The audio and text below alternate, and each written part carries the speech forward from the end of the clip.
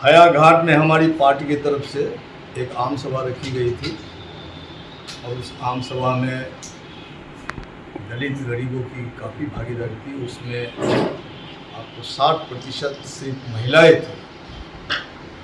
उसका मुख्य जो मुद्दा था, भूखमरी है, गरीबी है, अभाव है, रोजगार है और साथ साथ राशन की जो समस्या पैदा हो गई, जो 5 किलो छोड़ के 1 किलो राशन देने का जो घोषणा सरकार ने की है, उसके लिए लोगों का जीविका पर काफ़ी भविष्य में आशंका पैदा हो गई है। और साथ साथ मुख्य जो वहाँ मुद्दा है जल जमाव का और कम्युनिकेशन का, एक विशाल भूखंड जो सत्ताधारी लोगों के रहने के बावजूद भी विशाल भूखंड 6 महीना बाहरी दुनिया से डिस्कनेक्टेड रहते हैं, आने जाने का कोई रास्ता नहीं है और रोजगार नहीं होता है और पलायन के लिए बाध्य है। इसलिए वहाँ एक मांग है कि एक बांध से दूसरा बांध तक का जो ऊपरीगामी एक पूर्ण सड़क होनी चाहिए।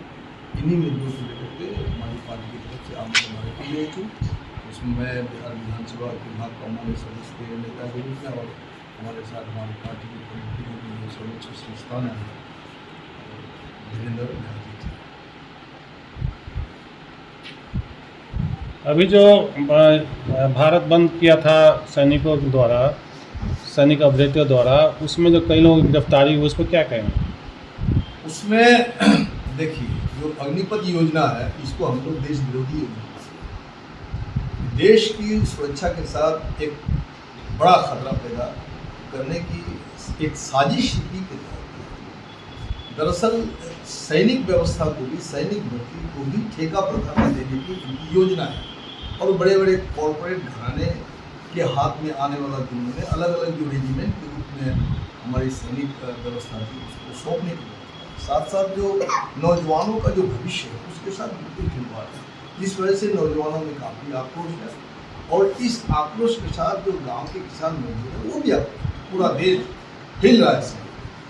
तो इसको जो नरेंद्र मोदी की सरकार को इस पर पुनर्मूल्यांकन करना चाहिए, इस पर विमर्श करना चाहिए और इसको स्थगित करना चाहिए, क्योंकि ये आप समझ सकते हैं कि स्कीम के तहत ला रहा है। स्कीम एक बहुत छोटी चीज़ होती है, आंगनबाड़ी की स्कीम होती है, राशन की स्कीम होता है और कुछ कहीं लोकल स्तर पर, लेकिन जब सैनिक जो सैकड़ों वर्षों का हमारे लिए सैनिक है और गौरवपूर्ण गाथा है, उसका ढांचागत बदलाव के लिए इस तरह से रातों रात वो नोटबंदी की तरह से बदलाव नहीं ला सकते। इसके लिए उनको देश को विश्वास में लेना और देश का सर्वोच्च संस्थान है जो पार्लियामेंट का इस्तेमाल ये करना ही था। हमने देखा किसान मूवमेंट का जो कानून किस तरह से हंगामे के माध्यम से पास करवाया गया और आखिर शर्मशार होकर उसको वापस लेना पड़ा।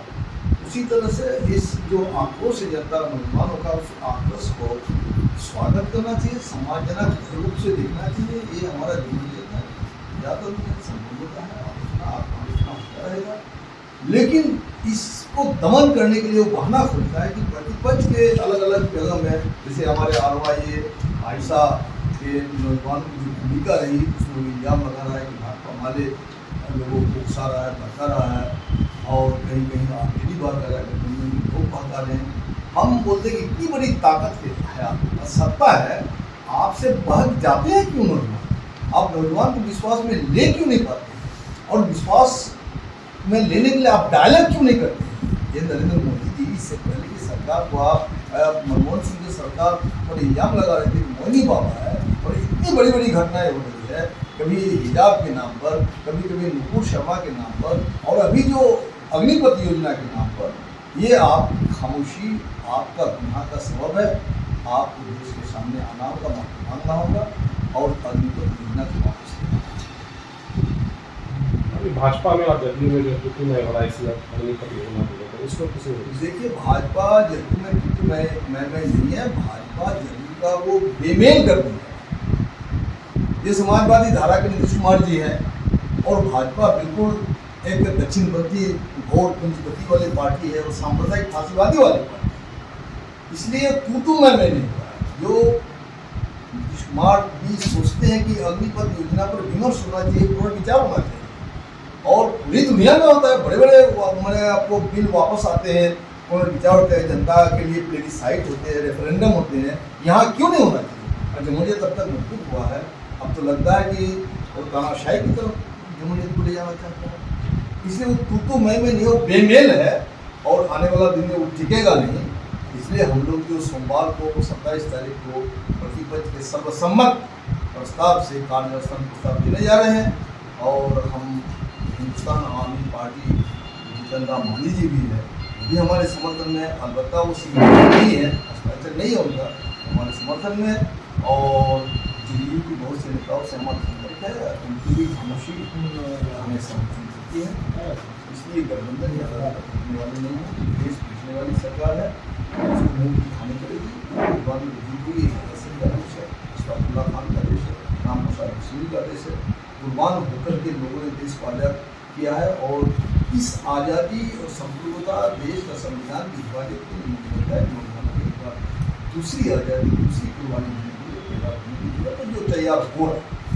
अभी जिस महाराष्ट्र में जो प्रकरण चल रहा है शिवसेना के विधायकों का, उसको देखिए, ये तो खरीद फरोख्त की चीज़ होगी, प्रतिबद्धता कोई चीज़ नहीं। शिव सैनिक की जो प्रतिबद्धता है अपने महाराष्ट्र गौरव का, तो महाराष्ट्रियन गौरव किसके साथ जुड़ा हुआ है? और चूंकि वो सांप्रदायिक फांसीवादी राजनीति की तरफ नरेंद्र मोदी का झुकाव है, और निश्चित रूप से जो शिव सैनिक है, जो अपना उसका जो लिबरल हिंदुवाद है के साथ साथ महाराष्ट्र की गरिमा है, गौरव गाथा है, उसको लेकर के जनवादी ताकतों के साथ जो उसका मेल हुआ है, जो वो एनसीपी के साथ, कांग्रेस का साथ जो विकास उनका हो रहा है, उससे जलने लगा है और खतरा महसूस करता है। इसलिए उसमें तोड़ पैदा करने के लिए दरार पैदा कर रहा है, और खरीद फरोख्त के जरिए उसकी सरकार को विश्लीकरण करना चाहते हैं, कामयाब हो गए, और वहाँ महाराष्ट्र से एक नया रास्ता खुलेगा। इसलिए संप्रदाय की हिफाजत के लिए, और खास करके जमहूरियत को सेकुलर, आप देखते होंगे किस तरह से शिव सैनिकों ने सेकुलरिज्म को पर्चा बुलंद करके रखा है, और आलोचना भी किया है, निर्णय भी किया है, तो हम इसका स्वागत करते हैं। और भगोड़े को उस जगह मिलेगी नहीं, भारत की जनता जवाब देगी, और इसका खामियाजा